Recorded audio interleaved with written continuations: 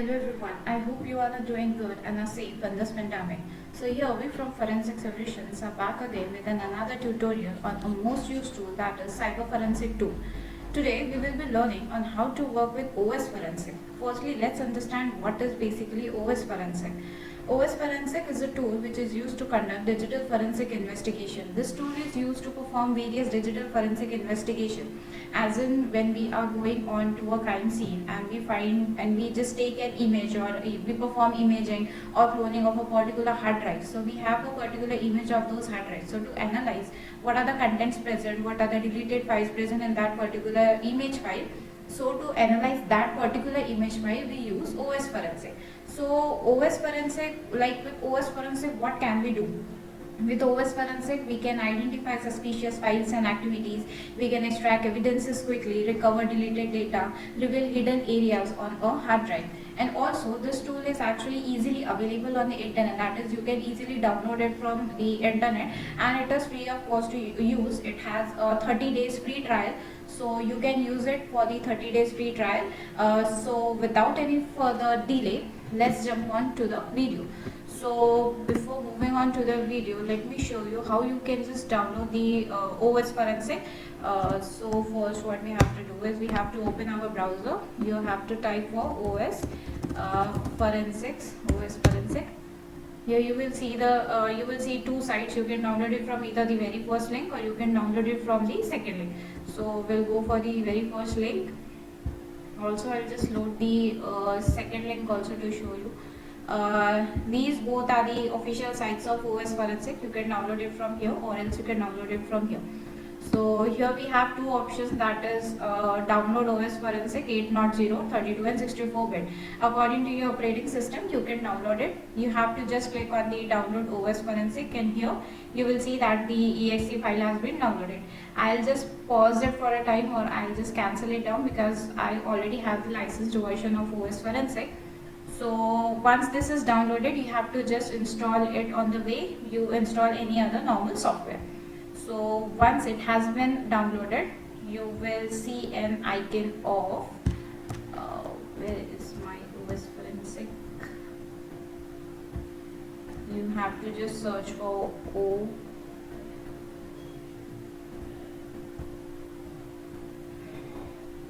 here it is, OS Forensic.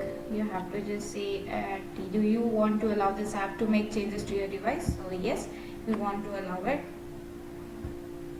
So once this has been opened, you will see a particular dashboard like this, OS Forensic. So you will see various contents over here: start, auto triage, manage case, add device. In this tutorial, I'll let you know what these all content mean. So for the very first thing, we have to just create a case, because this is a very new case. Or let me show you from the beginning.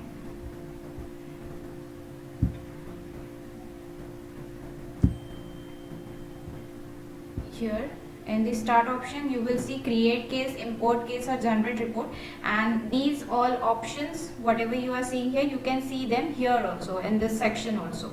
So here you have two options, that is of create case and import case. Import case is the option wherein you have already done analysis with the help of OS Forensic and you have saved the case, so you can import that particular case again to perform the analysis again. So but here we have to create a case, like we are new to OS Forensic and we have to start the fresh investigation. So here we'll go for the option of create case.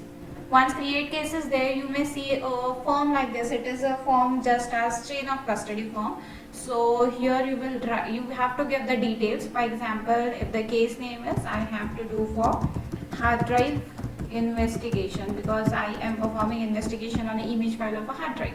Here you have to write the investigator's name. So if I am writing the investigator's name as whatever name you want to give, and then you have to give the organization's name, from which organization you belong, because these all information will be present after the once the whole data has been analyzed, a report has been generated. So in law enforcement or proceeding it with the court of law, you have to provide with all the chain of custody form, like who has investigated the case, from whose organization does it belong, from what are the date and time. So these things have to be mentioned. So for organization, I'll write as Forensic Solutions. Then moving ahead, you can provide the contact details or you may not. This is not actually mandatory that you have to provide the contact details. You can just keep it also for some time. And then this is the case folder, that is where you have to store the case. When you are performing the investigation, where this particular whole data will be saved, you have to provide the path for it. So I'll be giving the path as, I'll go for this PC, I'll go for this, I'll select my external device, that is pen drive, and I'll create a new folder here and I'll write as oxygen forensic case details. Okay, so once this case, I'll select for oxygen forensic case details. One second, I think I selected some other option. Here it is, oxygen forensic case details. You have to go for OK. See, after adding the case name, investigator's name, organization name, contact details are upon you if you want to add or not. Then you have to go for selecting the case folder where you want to save your case details. Go for next option. Even you can also add these further details such as case categories, offense and custody data, like which offense was it, 302, 301, or whatever offense it was, analysis requested by, what was the suspect name, when the evidence was seized, what was the location of seizure. For example, if my offense is 302, analysis was requested by, again write forensic solutions itself.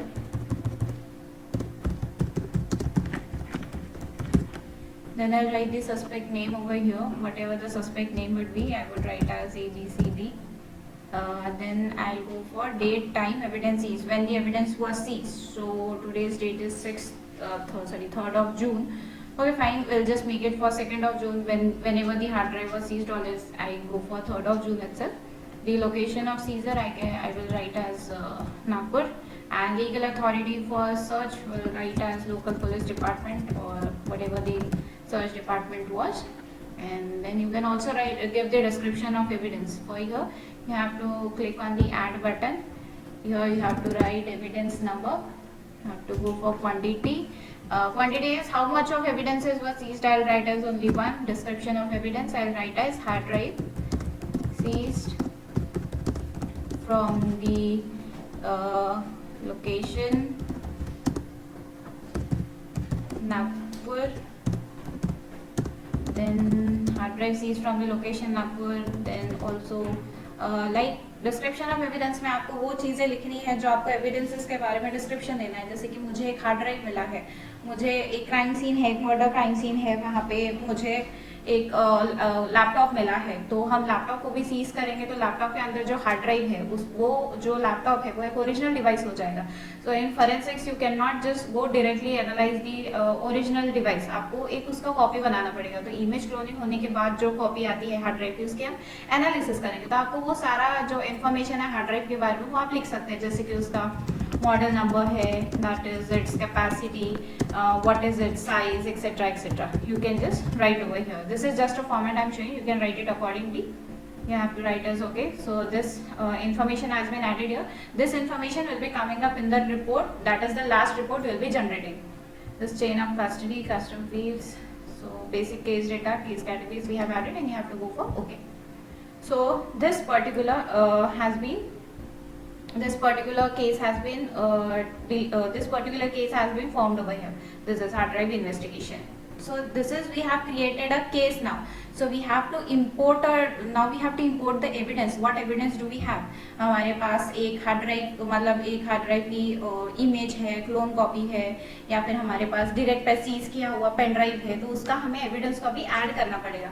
So how will you add that evidence? You have to go for add device. Once you go for add device option, you can see various options over here, that is drive writer, physical disk, image file, folder, file path, volume, shadow, copy, orbit lock, encrypted drive. The first drive writer means is कि आप उस जिस laptop का आप analysis कर रहे हो directly, आप उस लैपटॉप में आपने OS फोरेंसिक इंस्टॉल किया हुआ है और आपको डायरेक्ट उस लैपटॉप का एनालिसिस करना है, तो आप उस पर्टिकुलर लैपटॉप का कोई भी ड्राइव चूज करके आप उस पर एनालिसिस कर सकते हैं. फॉर एग्जाम्पल जैसे मेरा ये लैपटॉप है, तो इस लैपटॉप में जैसे मेरे ड्राइव्स है C, D, E, F, N, G, तो मैं इसमें से कोई भी एक ड्राइव सिलेक्ट करके उस पर एनालिसिस कर सकती हूँ. but currently we are not performing analysis on my particular laptop. We'll just go for the image file which I have said earlier. I have described about the case कि एक murder crime scene है, आपको एक laptop मिला है, आपने laptop के hard drive की इमेज किया है, तो आपको वो पर्टिकुलर इमेज को एनालिसिस करना है कि ठीक है भाई इस लैपटॉप में क्या चीजें थी. So I select the image file over here. So I have stored my image file here. I'll go for this is my image file, that is sample image file. I'll just go for it, open. Even this, अगर आप किसी hard drive का एक image करते हैं तो हो सकता है उस हार्ड ड्राइव में 2 to 3 पार्टीशंस हो सकते हैं. तो आपको ओएस फोरेंसिक ये भी एक एडवांसमेंट देता है कि आपको किस पार्टीशन का एनालिसिस करना है. जैसे मैंने उस हार्ड ड्राइव का इमेज किया है तो it has only 1 partition, that is partition 0 109 GB.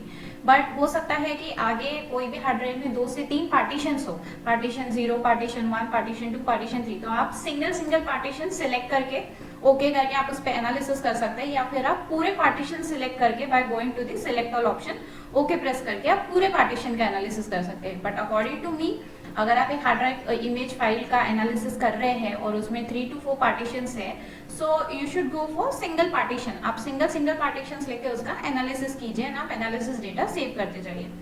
सो या I have selected partition 0, I will go for okay. So here हमारी इमेज फाइल जो है वो ऐड हो चुकी है इस पर्टिकुलर केस में. अब हम यहाँ पे ओके प्रेस, यहाँ से फोल्डर नेटवर्क पाथ है, आप कोई भी फोल्डर दे सकते हैं, फाइल दे सकते हैं, आपके पास कोई वॉल्यूम शैडो कॉपी है आप वो भी दे सकते हैं, या फिर जैसे कोई ड्राइव एनक्रिप्ट हो जाती है तो आप वो एनक्रिप्टेड ड्राइव को भी यहाँ पे डाल के आप उसका एनालिसिस कर सकते हैं. तो विल गो फॉर ओके. सी यहाँ पे देखिए, यहाँ पे इन दिस मैनेज केस यहाँ पे आप देख सकते हैं कि यहाँ पे एक केस क्रिएट हो चुका है. आपने केस क्रिएट किया है जहाँ पे आपने सारी डिटेल्स डाली थी. एंड द नेक्स्ट इज कि इस केस में हमने जो एविडेंस आइटम डाला है वो है सैंपल इमेज फाइल. सो ये होता है कि आप कैसे एक केस क्रिएट करेंगे एंड देन आप उसके बाद इमेज या फिर कोई भी फाइल जो है वो आप कैसे ऐड करेंगे. So next will go for the process कि आप इससे क्या क्या एनालिसिस कर सकते हैं. So the very first thing is system information. System information में आपको पूरे सिस्टम के इन्फॉर्मेशन मिल जाएगी कि उस पर्टिकुलर सिस्टम में मतलब उनका ऑपरेटिंग सिस्टम क्या है, उसकी सीपीयू के इन्फॉर्मेशन क्या है, वो सब. Next option is our memory viewer कि उसकी मेमोरी में क्या है, और मतलब what is the memory, active चीजें क्या चल रही है उस पर्टिकुलर सिस्टम में वो आपको बता दिया जाएगा. What services are running in there, these all things will be let you know in memory viewer. Next, the most important thing in OS forensic what you can analyze is the user activity. User activity में क्या होता है कि आप सारी चीजें वहाँ पे देख सकते हैं, जैसे कि what were the most recently documents used, like most recently documents है, most recently documents also includes access, PDF etcetera.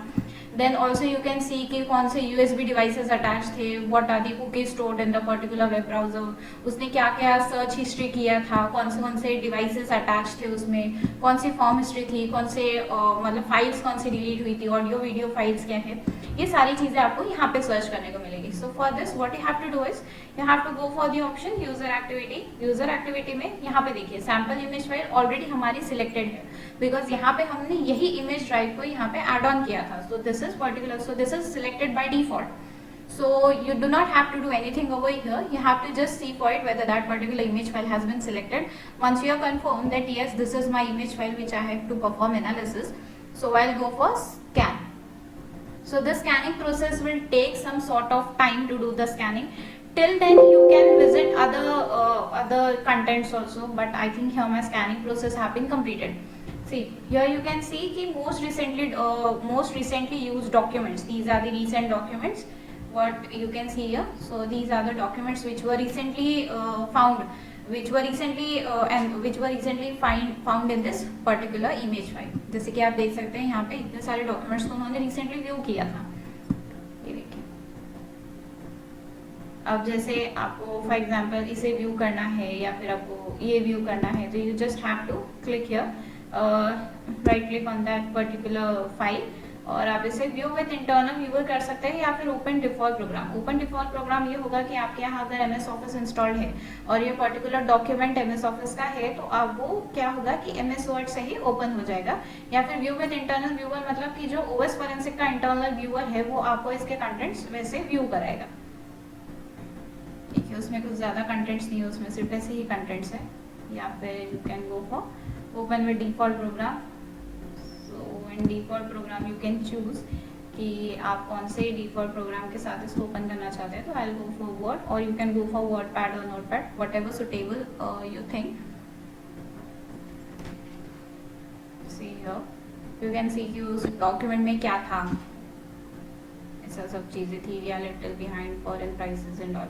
I think it is a image based document. So like this you can view other documents also. ऐसे आप हर एक document को view कर करके देख सकते हैं कि इस पर्टिकुलर डॉक्यूमेंट में क्या है.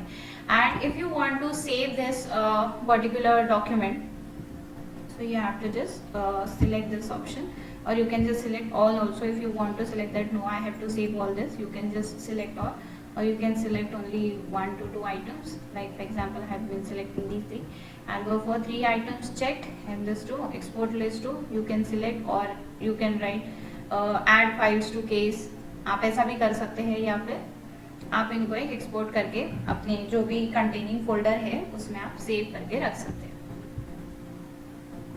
सो ये होता है हमारा डॉक्यूमेंट्स. एंड देन उसके बाद और क्या मिला है हमें इसमें हमें मिला है यूएसबी. इसमें कितने यूएसबी अटैच हुए थे, जैसे कि नीटैक, आईओमेगा कॉर्ड, नीटैक, इतने यूएसबी डिवाइसेस उन्होंने अटैच किए थे. फिर उसके बाद हमें कुकीज़ मिल जाएगी. उसके बाद हमें ब्राउजिंग हिस्ट्री मिल जाएगी कि उन्होंने क्या क्या ब्राउज किया गया था. फिर उसके बाद कौन से बुक मार्क्स थे, फिर कौन से इंस्टॉल्ड प्रोग्राम्स हैं, mounted volumes, user assist, these all information you can get it from here easily. You can also see the shell bags over here. Even you can see recycle bin कि उन्होंने recently मतलब क्या delete किया है. हो सकता है कि उन्होंने डायरेक्ट डिलीट कर दिया हो तो वो रिसाइकल बिन में चला गया हो. तो रिसाइकल बिन में क्या क्या चीज़ें हैं वो आपको यहाँ पे दिख जाएगी. Next comes is passwords. Passwords में ये होता है कि उस पर्टिकुलर ड्राइव में कितने पासवर्ड सेव है. फॉर एग्जांपल जैसे कि हम हमारा जीमेल इंजन जीमेल को सर्च कर रहे हैं, या फिर हम फेसबुक सर्व कर रहे हैं, तो फिर हम क्या करते हैं, हम यूजर नेम पासवर्ड डाल देते हैं. And then we get option of कि do you want to save the password. So we go for yes. क्यों हम झिकझिक करेंगे 10 बार पासवर्ड पुटअप करने के, तो हम उसे सेव करके रख देते हैं.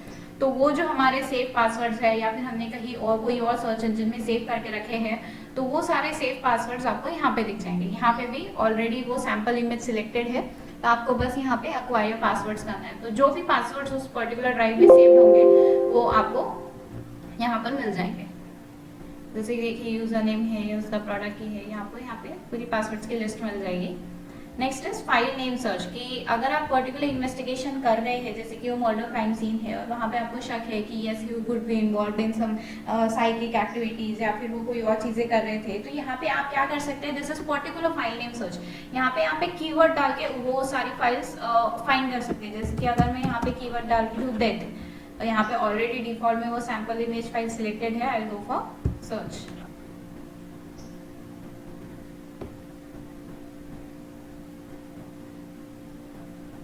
यहाँ पे I think it will take time. See search complete हो गया, बट मुझे शायद डेथ के रिलेटिव कोई कीवर्ड से रिलेटिव मुझे कुछ चीज़ें मिली नहीं है. So I will write as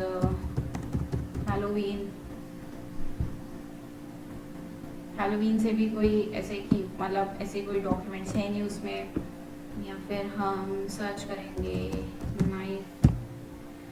knife से हमें एक मिला है ये चीज़. ऐसे आप बहुत सारे कीवर्ड्स डाल के यहाँ पे आप सर्च कर सकते हैं. आप अलग अलग कीवर्ड्स यूज कीजिए और यहाँ पे सर्च करते जाइए, तो वो आपको पूरी लिस्ट शो करेगा यहाँ पे जो भी आपने चीज़ें सर्च की है. Next is deleted file search. यहाँ पे आप ये सर्च कर सकते हैं कि उस पर्टिकुलर ड्राइव में उन्होंने क्या क्या चीज़ें डिलीट की थी. यहाँ पे already default the image has been selected. File filter string में जैसा हमने फाइल नेम सर्च में कीवर्ड पुटअप किया था, वैसे ही आप डिलीटेड फाइल सर्च में कोई कीवर्ड पुटअप कर सकते हैं. अगर आपको कोई कीवर्ड नहीं पुटअप करना है, आपको डायरेक्ट सर्च करना है, तो आप डायरेक्ट सर्च भी कर सकते हैं. यहाँ पे हमें 2 डिलीटेड फाइल्स मिली थी. देन दिस इज दी, यहाँ पे आप फाइल स्ट्रिंग डाल के आप सर्च कर सकते हैं. नेक्स्ट इज यहाँ पे आपको बहुत सारे अलग ऑप्शंस मिलेंगे, जैसे कि फाइल व्यूअर है. आप पूरे मतलब जो जैसा हम एक ब्राउज करते हैं, जैसे कि हमारे फ़ोन में एक फाइल मैनेजर होता है, वैसे ही यहाँ पे भी एक फाइल व्यूअर होता है. तो आप उस पर्टिकुलर ड्राइव का पूरा फाइल व्यू कर सकते हैं. जैसे कि प्रोग्राम फाइल्स है, डॉक्यूमेंट सेटिंग्स है, आप एक एक करके यहाँ पे आप प्लस पे साइन पे जाइए. प्रोग्राम फाइल से यहाँ से आपको सारी चीज़ें देख सकते हैं. आप वहाँ से ओपन भी कर सकते हैं. प्रोग्राम आर्टिफैक्ट्स है, कितने प्रोग्राम्स उसमें इंस्टॉल थे, उसका रन टाइम क्या था लास्ट, उसकी फाइल क्या है, फाइल साइज क्या है, एप्लीकेशन नेम, यहाँ पे आपको सारी चीज़ें दिख जाएगी। ये हमने बता दिया था। Next comes is create index. ये एक इंडेक्सिंग का ऑप्शन है। इंडेक्सिंग के ऑप्शन से क्या होता है कि उस पर्टिकुलर ड्राइव में कौन से ईमेल सेंड किए गए थे, कौन से ईमेल्स रिसीव हुए थे, क्या क्या ईमेल का कंटेंट था, वो सारा चीज़ें आपको यहाँ पे दिख जाएगा। तो उसके लिए आपको कुछ नहीं, बस ये सारे ऑप्शन आप सिलेक्टेड रहने दीजिए, चेक ऑल, और you can uncheck all and you can check whatever you want to. जैसे कि आपको सिर्फ ईमेल और अटैचमेंट देखना है और पीडीएफ डॉक्यूमेंट देखना है, बाकी चीज़ें नहीं देखनी है, तो आप सारी अनचेक कर दीजिए और सिर्फ तीनों को चेक कीजिए। बट या I will just check all. Then next option पे जाके यहाँ पे आपको ऐड करना है। ये हमारा सैम्पल इमेज जो है इसे हम यहाँ पे ऐड कर देंगे, होल ड्राइव को ऐड करेंगे। इवन आप यहाँ पे एक स्पेसिफिक फोल्डर भी ऐड कर सकते हो उस पर्टिकुलर इमेज फाइल का। फिर उसके बाद ये सब आपको वैसे ही एज इट इज रहने देना है। You have to go for next option. यहाँ पे आपको चूज करना है कि आप कौन से साइज से आप उसको इंडेक्सिंग करना चाहते हो, small medium. Default option medium होता है तो आप उसे मीडियम ही रहने दीजिए and will go for next. यहाँ पे आपको दिख जाएगा कि ये सारी चीज़ें जो है, फाइल एक्सटेंशन जो है वो सारी ये चीज़ें काउंट करेगा वहाँ पे। ये हमारी सैम्पल फाइल है और आपको स्टार्ट इंडेक्सिंग करना है। Once this indexing is completed, now you will see a box appearing like here that yes, indexing has been completed. So with that box itself, you can go further for the analysis of the email. आपको वो box यहाँ पर भी दिख जाएगा। जैसे आप यहाँ पे मैनेज केस पे जाते हैं तो यहाँ पे एक आपको एक इंडेक्स शो इंडेक्सिंग का एक ऑप्शन यहाँ पे भी आपको शो हो जाएगा। तो यहाँ पे हमारी इंडेक्सिंग तो शुरू है फिलहाल। Indexing will take some sort of time. Next comes is ये सारी जो हैश सेट से वेरीफाई क्रिएट हैश है कि अगर आपको किसी पेन ड्राइव की हैश निकालनी है तो आप इस पर्टिकुलर टूल से हैश निकाल सकते हैं। आप यहाँ से आपको इस ऑप्शन से चूज करना है कि आपको किसका पर्टिकुलर हैश निकालना है, फिर आप कैलकुलेट कर दीजिए। यहाँ से आप चूज कर सकते हैं कौन सा हैश फंक्शन आपको यूज करना है और यहाँ पे आप कैलकुलेट कर दीजिए, तो यहाँ पे आपको हैश वैल्यू दिख जाएगी।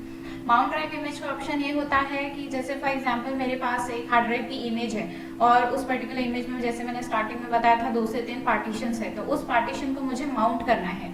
माउंट क्या होता है कि जैसे फॉर एग्जांपल जैसे ये मेरी ड्राइव है, दिस पीसी, ये मेरी ड्राइव है और इसमें मुझे इतने सारे वॉल्यूम्स दिख रहे हैं, वॉल्यूम डी, एफ, जी, एच, ये सारे मुझे वॉल्यूम्स दिख रहे हैं यहाँ पे। तो जब मैं एक हार्ड ड्राइव की इमेज फाइल को यहाँ पे माउंट करूंगी तो माउंट क्या हो जाएगा कि मुझे यहाँ पे उस पर्टिकुलर ड्राइव में जितने भी वॉल्यूम्स है वो वॉल्यूम्स मुझे यहाँ पर शो हो जाएंगे। तो वो पर्टिकुलर लेटर्स आगे आ जाएंगे, न्यू वॉल्यूम आई, न्यू वॉल्यूम के, new volume L, for example like this. So this is a process of mounting, जैसे आपको एक फिजिकल ड्राइव आपको एक वहाँ पे शो हो जाएगी। फिर उसके बाद यहाँ पे क्रिएट सिग्नेचर का ऑप्शन है, कंपेयर सिग्नेचर्स के ऑप्शन है, but I think the most useful option in OS forensic is user activity जो है वो सारी आप यहाँ पे देख सकते हैं। हमारे इंडेक्सिंग यहाँ पे शुरू हुई है। Indexing will take a whole lot of time, यहाँ से like from going from here to here, this will take a whole lot of time, so you have to wait for some time. Once indexing is complete, of course a box will come and you can analyze the emails with that particular indexing option. These are some of the contents that you can see in OS Forensic and by which you can perform the analysis of a hard drive image. You can go for user activity, deleted file search, file name search. So यहाँ पे आप show log भी कर सकते हैं। अभी के लिए I'll just cancel the indexing option.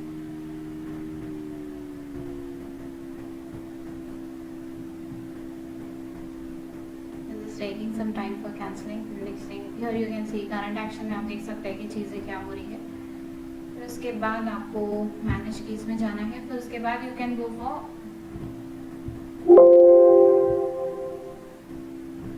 Go for generate report. आप जब भी कोई चीज़ का कोई भी केस का एनालिसिस करते हैं कोई भी टूल्स के यूज से, तो at the end we have to generate a forensic report. So आप ओएस फोरेंसिक से एक रिपोर्ट भी जनरेट कर सकते हैं। तो you have to go for generate report. ये देखिए आपकी एक ऐसी रिपोर्ट जनरेट होगी।